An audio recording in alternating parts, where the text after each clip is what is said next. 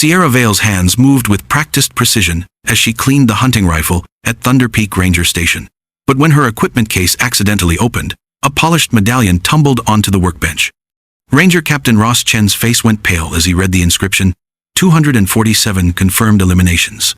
This wasn't just any wildlife officer maintaining equipment. This was something else entirely, and the quiet woman who never spoke about her past was about to reveal why some medals are never meant to be seen. Before we continue, hit that subscribe button and let me know in the comments where you're watching from. The workshop lights hummed overhead in the equipment bay of Thunder Peak Ranger Station, casting long shadows across rows of rifles and gear that protected one of America's most dangerous wilderness areas. Sierra Vale sat hunched over her workbench in the corner, surrounded by the familiar sounds of cleaning rods, bolt actions, and the occasional curse from other rangers wrestling with stubborn mechanisms. At 32, she had the kind of unremarkable appearance that made people forget they'd met her within minutes. Average height, auburn hair pulled back in a practical ponytail, and hands that moved with quiet efficiency. She preferred working with equipment over small talk. Ranger Jake Morrison approached her station with heavy footsteps, dragging a rifle case that looked like it had seen better decades. The Winchester 300 inside was a powerful long-range rifle, capable of stopping charging bears at considerable distances. Morrison dropped the case beside Sierra's bench with a metallic thud. "Vale, I need this cleaned and sighted by 1400 hours," Morrison said, wiping sweat despite the cool mountain air. "Scope's been drifting, and we've got VIP wildlife photographers coming tomorrow. Need it perfect for their protection detail." Sierra looked up from the shotgun she'd been reassembling, her green eyes taking in the battered case without emotion.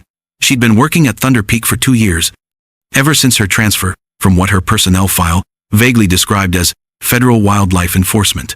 Most people assumed she'd been a desk officer who wanted outdoor work. "No problem, Morrison," she replied in the soft voice that barely carried beyond her workstation. "Should have it shooting tight groups by noon." Morrison nodded and headed toward the main building. The moment his boots disappeared up the wooden steps, Sierra opened the rifle case with movements that seemed almost reverent. The Winchester lay nestled in foam padding, its scope mounted for precision work at extended ranges. She lifted the rifle with both hands, feeling familiar weight distribution that spoke to muscle memory buried deep in places she tried not to visit. The weapon was indeed having issues.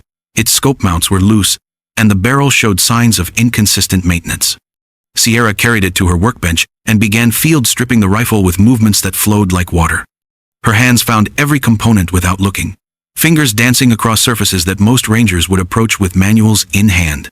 She had torn down precision rifles in complete darkness, in sandstorms, and in conditions where a single mistake meant mission failure. As she worked, Sierra felt the familiar meditation that came with mechanical precision. Each part had its place, its relationship to every other component. She could lose herself in this rhythm, letting her mind drift while her hands performed tasks requiring no conscious thought. The scope issues turned out to be caused by improper mounting and what appeared to be high-altitude moisture damage. Sierra raised an eyebrow at that detail, but said nothing. Equipment records were often creative fiction, especially when weapons had seen action in places that officially didn't exist. She moved to her cleaning station and began methodically removing accumulated wear. The Winchester responded to her attention like a neglected instrument being tuned by a master. Each part received individual focus, every surface examined for problems before they could cause failures. While working, she became aware that the workshop had grown quieter. Other rangers had finished morning assignments, leaving her alone with mechanical sounds of her own work. The solitude suited her perfectly. She'd always been more comfortable with machines than people. As she reassembled the rifle's trigger group, Sierra reached for her small equipment case, a compact leather kit containing specialized tools accumulated over years of precision work. The kit had traveled with her through multiple assignments, its contents carefully selected for maximum versatility. She thumbed open the brass clasps and lifted the lid. A polished medallion tumbled out onto the workbench with a soft metallic chime. Sierra froze, hands hovering over the kit as if she'd uncovered a coiled rattlesnake. The medallion lay face up on the steel surface, its silver finish reflecting harsh workshop lighting. It was roughly the size of a silver dollar, with intricate engravings around the border marking it as something official, important. But it was the inscription in the center that made her stomach clench. 247 confirmed eliminations. The words were etched in precise military font, each letter cut deep enough to remain readable after years of handling. Below the number was a small symbol most people would never recognize, a mountain peak with a crosshair overlay. It was the mark of Alpine Division, a unit that existed in budget line items nowhere else, whose operations were buried so deep in classified files that most government officials didn't know they existed. Footsteps echoed from the main building. Sierra's training kicked in automatically, her hand moving to cover the medallion while tracking toward the sound. Captain Ross Chen was returning, probably to check her progress. Her fingers closed around the medallion, feeling its weight and warmth from countless handlings. For a moment, she was transported back to when such tokens had meaning, when the numbers represented achievements rather than burdens. Chen appeared at the workshop entrance, his boots clicking against wooden flooring as he descended. Sierra slipped the medallion back into her kit, with movements that appeared casual but were executed with precision, born of years keeping secrets. "How's it coming, Vale?" Chen asked, approaching her workbench. "That scope giving you trouble?" "Just loose mounts and some moisture damage," Sierra replied without looking up. "Someone's been taking this rifle places it shouldn't go, but it'll be ready for tomorrow." Chen frowned at that assessment. According to paperwork, the Winchester had never left the station except for routine patrols. But Sierra had a reputation for finding problems others missed, and her work was always flawless. "Any idea how long since proper maintenance?" Chen asked, fishing for information without questioning official records. Sierra paused to examine the barrel more closely, where wear patterns told stories to those who knew how to read them. This barrel had stories written in carbon scoring that spoke of extensive use under harsh conditions. "Hard to say exactly," she replied carefully, "but based on wear patterns, I'd guess at least 8 months since thorough cleaning, maybe longer." Chen nodded, accepting her assessment. Sierra had never steered him wrong, and he'd learned to trust her judgment about weapon condition. Still, something bothered him. How did a stored rifle accumulate the wear she was describing? "Just get it ready for tomorrow," Chen said finally. "We've got wildlife photographers documenting the wolf pack, and everything needs perfect." After Chen left, Sierra continued working, but her mind was no longer focused entirely on mechanical tasks. The medallion's appearance had cracked open memory doors she'd spent 2 years learning to keep closed. Each component she cleaned brought back fragments of a life she'd walked away from, a world where precision was measured in heartbeats and distances calculated in seconds of bullet flight.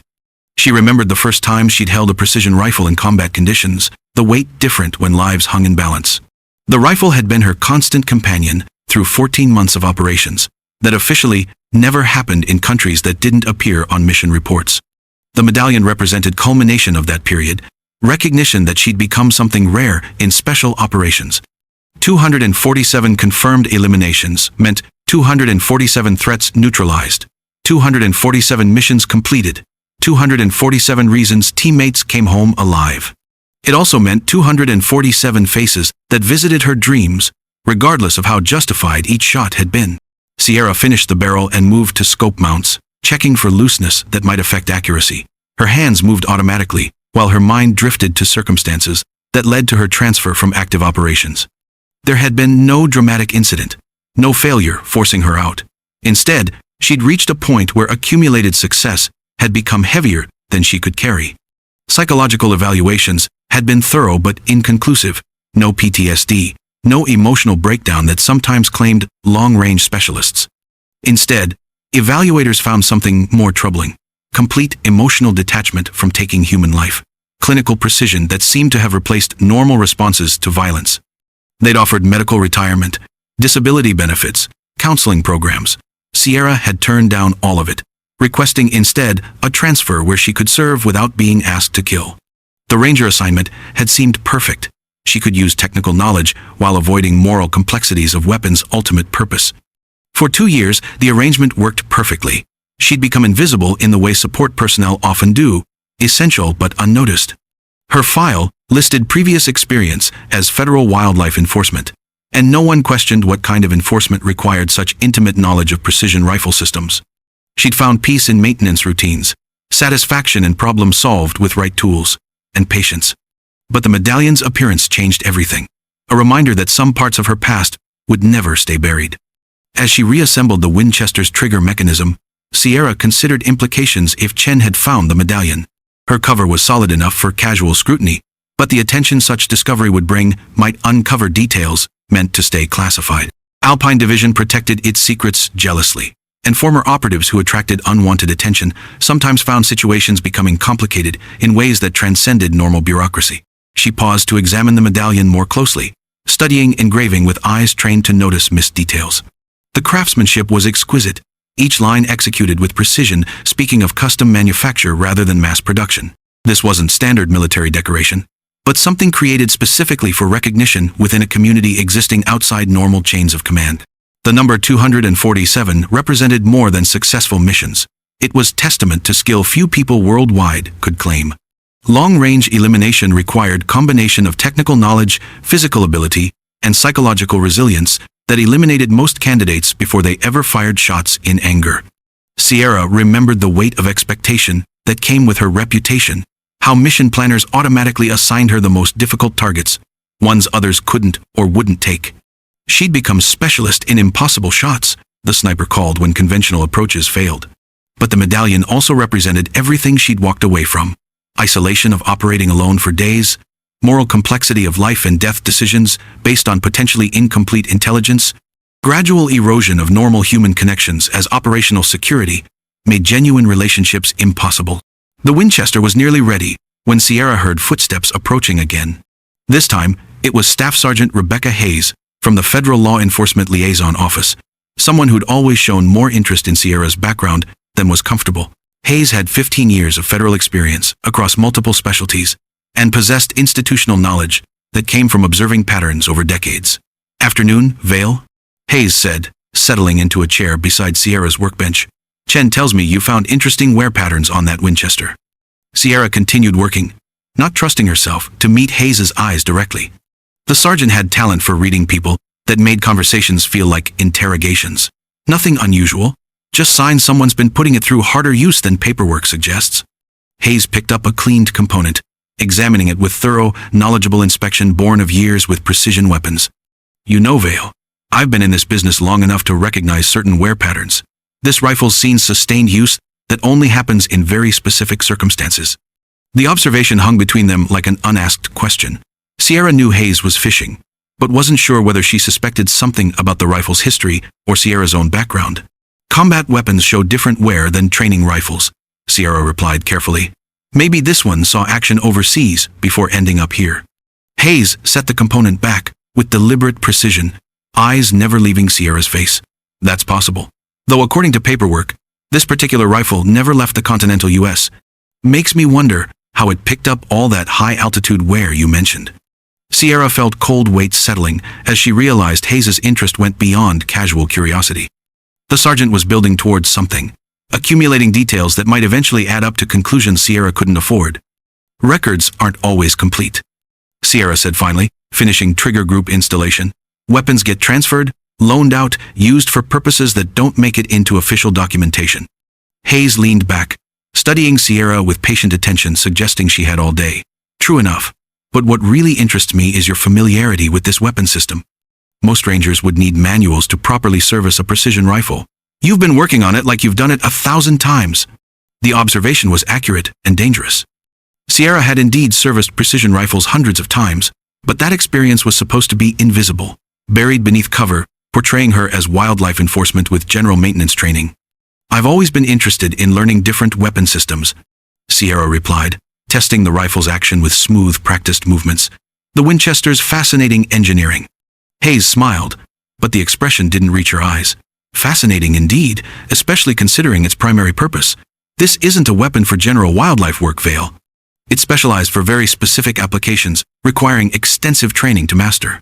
Sierra completed function testing and began cleaning her workbench, organizing tools with methodical precision that had become second nature. She could feel Hayes cataloging every movement, details that might eventually form patterns. "All weapons have their purpose, Sergeant," she said, keeping her voice neutral. "My job is making sure they function when called upon." Hayes stood, brushing dust from her uniform. "Of course, but some weapons have more specialized purposes than others. Take this Winchester. In right hands, it's capable of engaging targets at ranges that would challenge experienced marksmen. Requires someone with very specific training to use effectively." Hayes's implications were becoming impossible to ignore. She was essentially stating suspicion that Sierra's background included experience with precision rifles, going far beyond basic maintenance. Sierra closed her equipment kit, ensuring the medallion was securely positioned. The brass clasps clicked shut with finality that echoed in the suddenly quiet workshop. She looked up to meet Hayes's gaze directly, for the first time. "The Winchester's ready for tomorrow's assignment, Sergeant. Full function testing complete. Accuracy should be well within specifications." Hayes nodded slowly, accepting the subject change, while making clear she considered the conversation far from finished. "Excellent work, Vale. As always, your attention to detail is exactly what we need." After Hayes left, Sierra remained at her workbench, staring at the perfectly maintained Winchester that sat before her like a monument to skills she was trying to forget. The rifle represented intersection of past and present, bridging the gap between who she'd been and who she was trying to become. 2 days later, while conducting routine maintenance on communication equipment, Sierra noticed the man who didn't belong. He was dressed in hiking gear, slightly too new, positioned where he could observe the station while appearing to conduct wildlife photography.